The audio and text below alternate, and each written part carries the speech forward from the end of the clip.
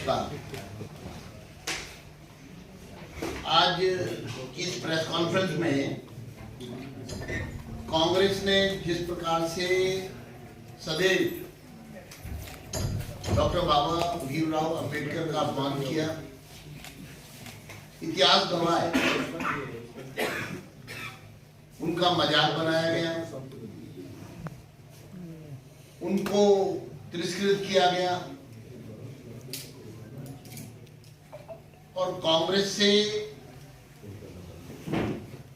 अपमानित होने के कारण, ह्यूमिलेट होने के कारण, प्रताड़ित होने के कारण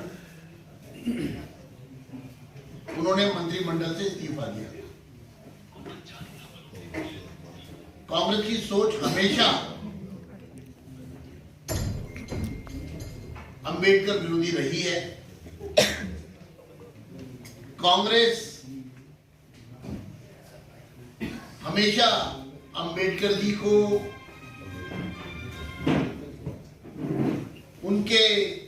जो उनका ड्यू था उससे पीछे उनको करती रही। आज की इस प्रेस कॉन्फ्रेंस में हम कांग्रेस से मांग करते हैं कि बाबा भीमराव अंबेडकर का जो अपमान कांग्रेस के लगातार करती रही, उसके लिए वो बिना शर्त माफी मांगी। जब मंत्रिमंडल से इस्तीफा दिया था, मैं थोड़ा सा बैकग्राउंड में जाना चाहूंगा। तो मैं आप सबको बताना चाहता हूं कि सामान्यतः जब केंद्रीय मंत्रिमंडल से कोई मंत्री इस्तीफा देता तो सदन में उसको मौका दिया जाता अपने बात कहने का, लेकिन बाबा साहब को पार्लियामेंट के अंदर बोलने नहीं दिया गया। और इतना ही नहीं, उन्होंने जो इस्तीफा दिया, जो त्याग पत्र में जो लिखा था, उस सच को भी लोगों के सामने नहीं आने। आज मैं उसका खुलासा करूंगा। जब त्याग पत्र देते वक्त जो पत्र में उन्होंने लिखा कि उन्होंने इस्तीफा क्यों दिया, ये उन्हीं के शब्दों में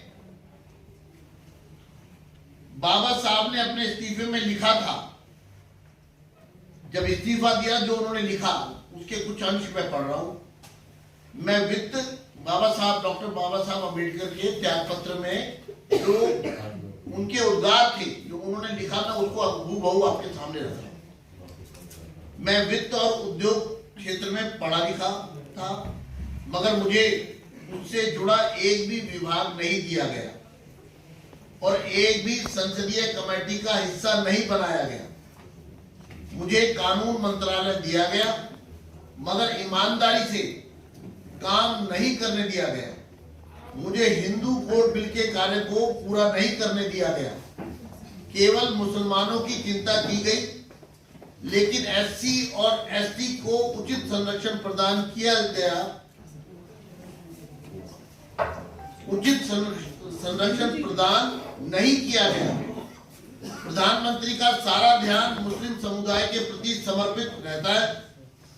मुसलमानों को दिए जा रहे संरक्षण में मुझे कोई आपत्ति नहीं है, लेकिन क्या देश में केवल मुसलमानों को ही सुरक्षा की आवश्यकता है? और